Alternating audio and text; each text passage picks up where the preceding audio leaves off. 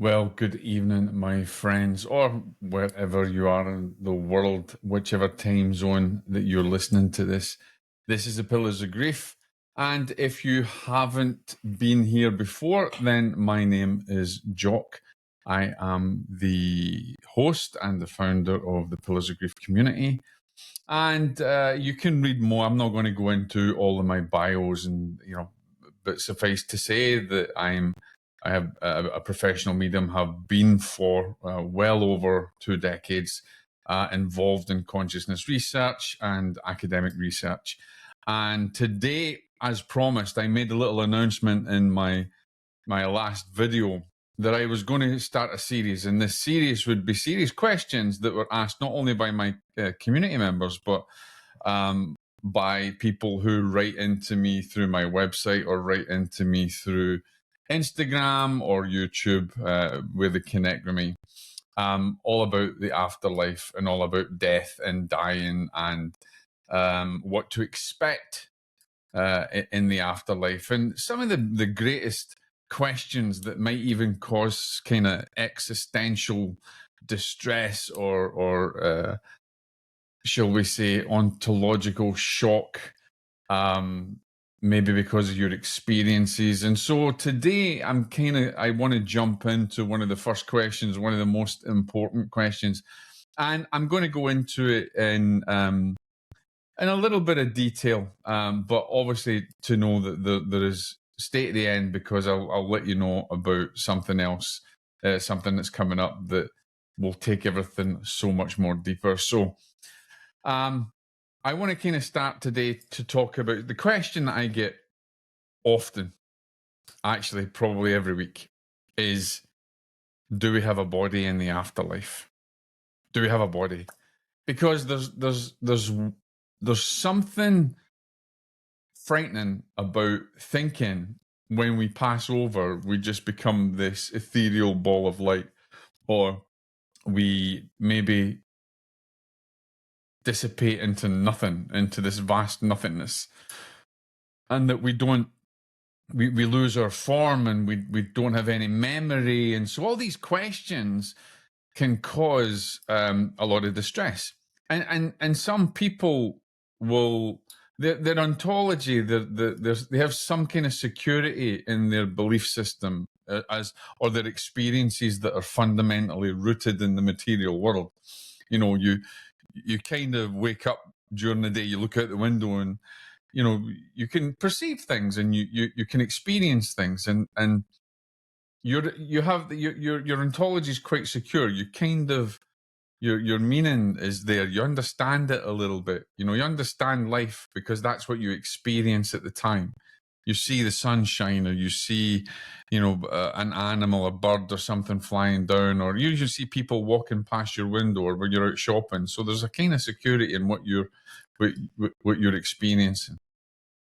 But then this question about, when our loved ones pass over, we often I get so many questions where the individual will be like, well, are they still around me? Do they still have a body? And then that causes them to ask more questions. But will I still have a body? Will I still have limbs? And how will I be able to recognize my loved ones? All these questions, all of these things we're going to go into over the coming months. But for today, I want to kind of deal with this whole idea of whether you have a body or not. And I can categorically, this is to bring some kind of context into it. Yes, you do. Absolutely. How do I know this? Right. Well, it's not because there's any scientific proof of that, but there is evidence, and there's experiential evidence that I like to call. There's lived experience, but there's also experiential evidence. There's evidence from mediumship, from communications. And there's also this history, if you like, from, say, Allan Kardec, who talked about the perispirit. What does that mean? Well, if any of you have been interested in healing or any kind of holistic life, you hear a great deal about the chakras, the energy vortices, and then you hear about the energy body. We often, what is depicted, you'll see, and I'll put one on the screen here, you'll see an auric field, an auric body. Alan Kardec would determine that to be what's called the perispirit, and it's like a carbon copy of what your physical form is like. And when we study things or we read any books, or even if you see some of these spiritual cards, like card decks, you'll see images of a light body. And then you'll see chakras, you'll see 7 chakras that kind of depict these energy centers. That kind of gives you a little bit of comfort because we're all made up of energy, right? And so that what you're seeing, that perispirit, as Alan Kardec would say. And also you can, there's been research, NASA's done research, a lot of scientists have done research. Dr. Barbara Brennan talked about the energy body. There's been a great deal of research into energy fields. Kirlian photography, I think it was Mikhail Kirlian in 1974. I think it was 1974. I'm doing this off the top of my head, so don't quote me on that. I could be wrong, but and I think I wrote about it in Powers of the Sixth Sense, my book, where they were able to identify energetic patterns, auric fields, energy fields around a living organism. And that exists whether it's animate or inanimate, really, right? So when we think about it, we are really fundamentally broken down to energy. We're just energy, which I don't know if I've mentioned this story before, but it reminds me of a story years ago. When I was teaching in my dojo, in my martial arts dojo, I had a student and I was running a kind of psychic, intuitive aspect within the dojo, teaching a workshop on this. And I was explaining the whole, rudimentary elements of energy and atoms and molecules, and how if we looked at something that was solid, then essentially we'd break it down to its constituent molecules and atoms and et cetera, et cetera. And so almost like it's an illusion, like solidity was an illusion because of the way we perceived it. And this young student was absolutely fascinated. But unbeknown to me, decided to go home and sit at the dinner table with his family and say to his dad, Dad, do you realize that table's not there anymore? They don't exist. And his dad was absolutely flabbergasted and thought, my God, what is this? What is this teacher? What's this martial arts guy teaching my son? And I turned up at the dojo to ask me questions. And luckily, he took the funny side of it. But it just goes to show you that if you don't understand things, we can make judgments, we can have preconceptions, and our assumptions create a lot of the illusions and things in our minds as well. I understand the burden of grief. I understand what you go through. I have been intimately acquainted with grief all of my life. And so if you need support, then obviously you can go beyond this channel and you can join my free community. And in that community, you can find more support and you can engage with me direct. So click the link below if you would like to get access to my free community, Pillars of Grief, and I'll see you over there. God bless. But one of the greatest fear is that to think that when we go over, that we don't have anything. But there's a great deal of research that's going on at the moment as well in something called terminal lucidity. And this is where loved ones that are getting ready to pass over become lucid before they pass. And so we have an element of evidence there that when our loved ones, for instance, when my granddad was ready to pass over, he could see loved ones that were in the room with him. And we have people that can describe their loved ones. They come through and they are visual to them, to the loved one who's getting ready to cross over the veil. And they can see them in the form that they are, albeit a bit younger. They can see them. They know them. They have a recognition. They have an energetic pattern about them. They have an energetic recognition. So they know immediately it's their loved ones. And so when they see them in their form, the form that they knew that they had when they were on the earth plane. And they often talk about this if they're, they come back, or it's experiences because they're getting ready to pass over, and it doesn't necessarily mean that when a loved one's ready to go that they're only going to see them within a moment before they pass over. Because there's many people see their loved ones, that if you've got a loved one, in fact, I went to oftentimes I go to the bedside of people who are getting ready to pass over and die. And they often tell me about their loved ones and their experiences that they see, that they visually see objectively, not subjectively in their mind. Objectively, they see them. And they tell me that, you know, their loved ones are in full form, that they look as if they've got a body, albeit there's a translucence, there's a lightness about it.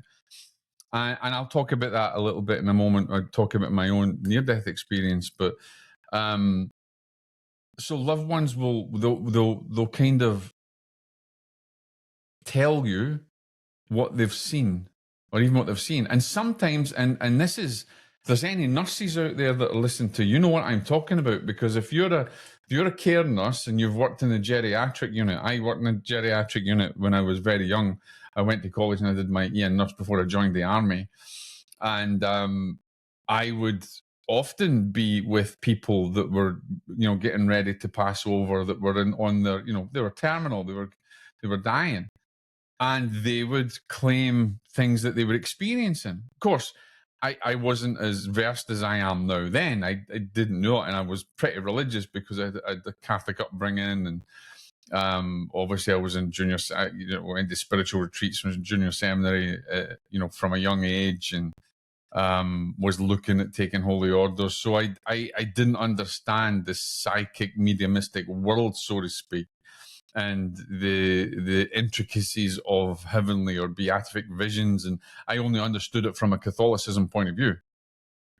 And so when you have somebody, you know, telling you about these experiences, you know, you can put it down to, you know, they're maybe they don't understand, they're getting ready, they're hallucinating, but there's a pattern. You understand this happens regularly. It's too regular for it just to be a one-off hallucination that someone has. So many people that were getting ready to cross over would actually explain what they were seeing, and that's very important, right? So you think about that then. So there's experiences from loved ones that are getting ready to pass over, and if you've ever worried about it and you've been in a hospital room with your loved one as they're getting ready to pass, you know that they often look up and see things. They're starting to cross the veil. They're getting ready. They see the other side.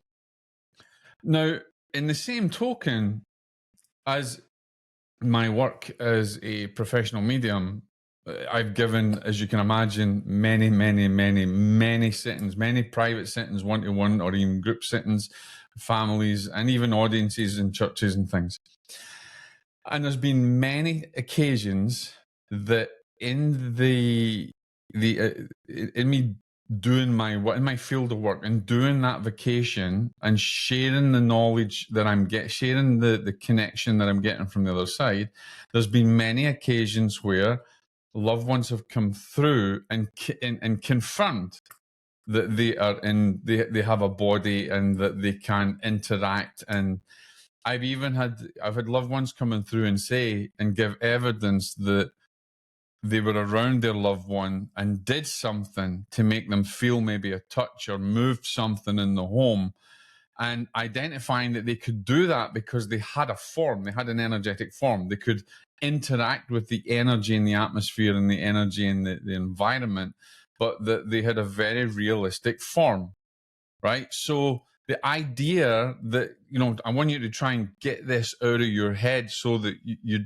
don't worry yourself too much that you're just going to go into a nothingness, or that you're going to roll about the universe in a ball of light with no memory, no nothing, and no body, and that's it. That's not true.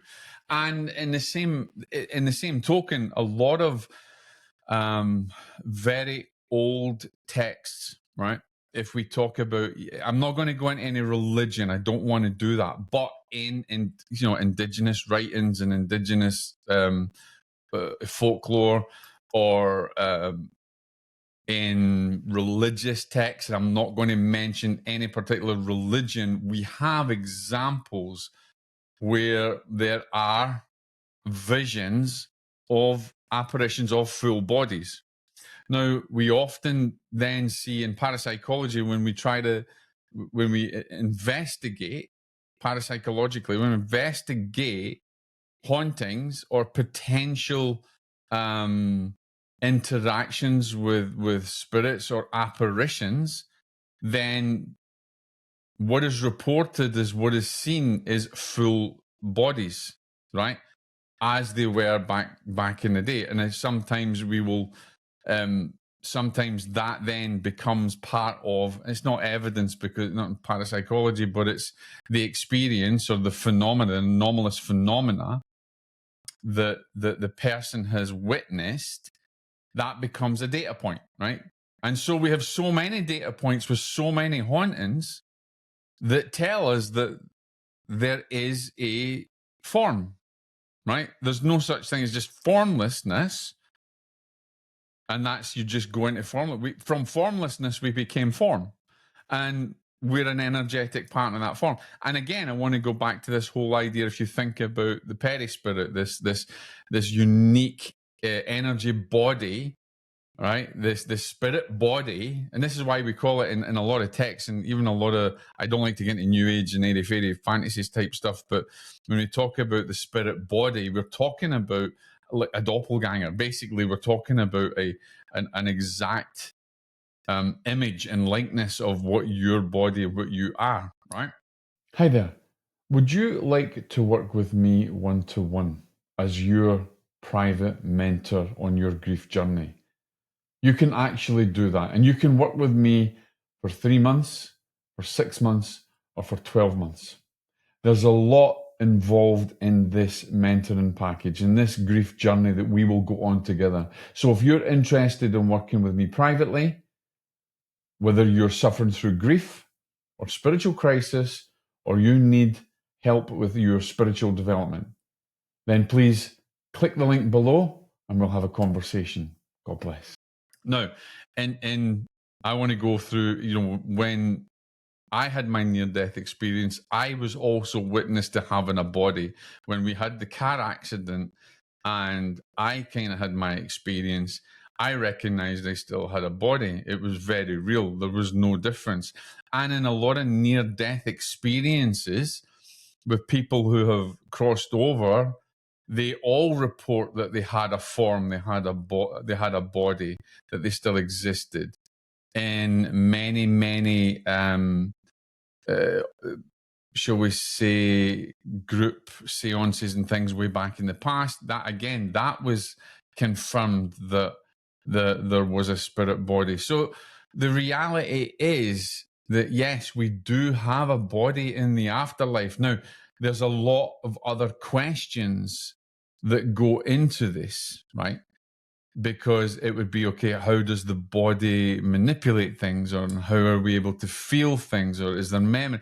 And that is many other questions that we're going into. So there's so much more to come about this, and which leads me on to, while I'm just kind of going over this first question, I will be going into this in a much deeper way in a course that I'm developing that will be in my community.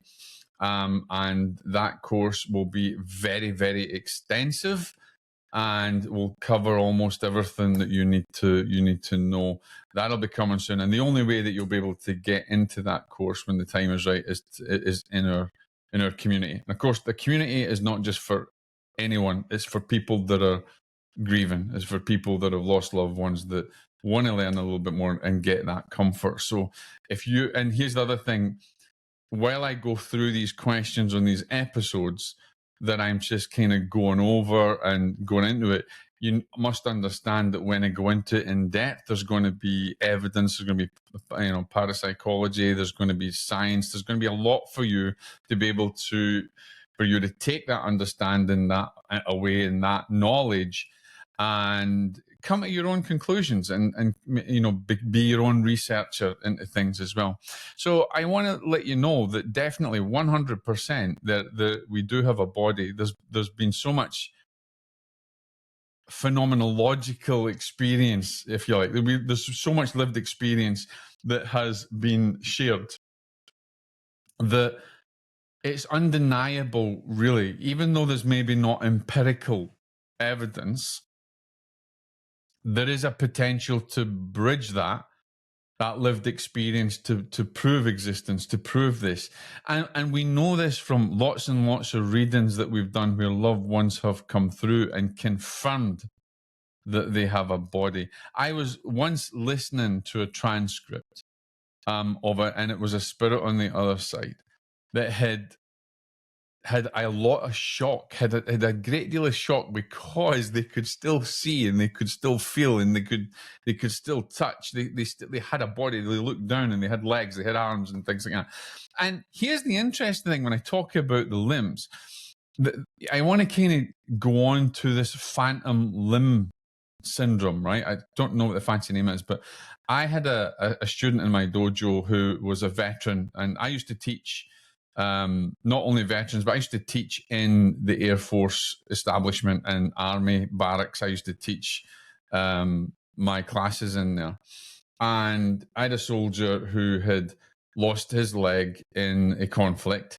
And we often used to talk about how he would feel that phantom limb was there, that he would feel that even though his leg had gone from literally above the knee, he still felt he had that. And he could almost tell me, he would tell me that he would feel pain sometimes as if it was there. And so whilst that's not empirical, really, it does beg the mind to think that his energy body is him, it's his essence, and that he could still feel that realistically. So even if you don't want to take this whole idea of a mediumistic evidence or something like that, if you think about amputees that still feel their limbs, and it makes you think, well maybe that energy body is probably right, because how else would they not feel it? I mean, you could have so many arguments in psychology and whether that was an illusion or a hallucination, but at the end of the day, it's very real to them. It's a lived experience. You can't deny someone's experience. We can only take it as a data point. And that's what I want to explain, is that we have so many data points that it points the direction. It points that, yeah, this is the right direction to go. There's something in this, right? So again, from a near-death experience that I've had and a lot of other people have had, we know we have a body.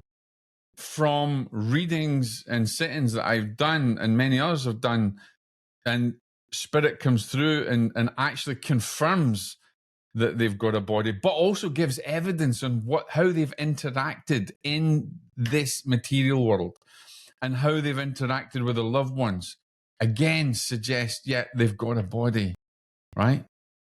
And then this whole idea of we look into the research on energy bodies and holistic healing in those fields as well. And we look at writings from the past. And even Frederick Myers, who was one of the founders of the SPR, there's a lot that they can say from his research and information that came through. And other researchers way back in the past, which I'm going to go into a lot deeper within that course. So if you're out there and you're panicking and you think I don't have a body, there's no way, it just seems so unreal. And when I go and you don't exist, and maybe you're worried about that, maybe it's causing you some anxiety and you're maybe even getting into spiritual crisis. Now, I want to also go into, and I'll do this more in my course because it's so important. My colleague, Dr. Pascal Michael, whom I'm doing research with for my dissertation work into grief, we're also going to be diving into psychedelics. And there's a lot of people that have psychedelic experiences that witness they have a body and that witness what they see, the experiences that they have that open up, which obviously can cause, an ontological shift in their own existence in this material world and in this universal consciousness, or this massive paradigm that has just changed for them. There's elements there, but again, that's something we're going to go into much deeper later on. But I want you to take away from this that, from my experiences, from all the readings and things that I've done, I'll tell you, I know I'm waffling on. I don't mean to waffle on, but we did it was a church service years and years and years and years ago in Scotland. I remember the connection that was coming through. The spirit on the other side had basically given evidence that he was with his, he was in his wife's life still, and that he had, what the touch that she had felt, he'd touched her, not in a sexual way or anything else, but in her limbs. And she was so shocked, and she screamed out and she says, well, that would have been the first touch he gave me for years before he even passed. So it kind of tells you that there's that interaction there. And again, think about this as well. There's a comedic side to it, that they still have the sense of humor. So, ladies and gentlemen, you still have a body. You're not going to disappear into the vast nothingness and float around the universe like a little blob of energy. That's not true. And I'm going to go deeper into a lot more questions than this. And if you have questions and it's not on my list, you won't know that because you don't see the list, but you can send your questions into me from my website, jockbrocas.com. I'm putting a little widget up there for this series in particular, where you'll be able to ask those questions. And there's a lot more that I'm coming out with. As I said, every 2 weeks, I'm going to be answering a questions that have been sent in to me from my listeners, from my community, and people that I've read for over the years as well, that are going to be sending in their questions. So, guys, thank you for joining me tonight. And if you're listening to this at another time, I love it. Make sure that you subscribe and share this with a friend. This also helps us to get this information out to those people who are suffering, that do need a little bit of help and a little bit of knowledge there to help them make their own decisions. Join me again for the next questions. Keep them coming in for everybody that's out there. Just keep these questions coming in. And if you want to know anything more about this, just remember you can join my community if you're grieving and you've lost a loved one, and you even want to get involved in some of the research that I'm doing. Then you'll find that on the links below or on my website, jockbrocas.com. And you can then connect with me in there as well, direct. Look out for it. This is just an overview. Everything is going to get answered much deeper in a very, very long course that you can take in your own time. That's going to help educate you all about these questions, all about these things over there. You might learn, you might know a lot, but then you might learn something completely new that might change and transform your life in a good way. Guys, thank you for joining me. This is Jock. This is Pillars of Grief. Do we have a body in the afterlife? Yes, you absolutely do. God bless. Hi, thank you for joining me here today. Make sure that you subscribe to the podcast if you are interested in anything that I have to teach, if you want to learn more. Make sure you ask questions below in the comments, and I'll make sure to answer them. Come back regularly, because I teach many different subjects to do with grief, spiritual development, and spiritual crisis. So make sure subscribe below, and I'll see you in the next one.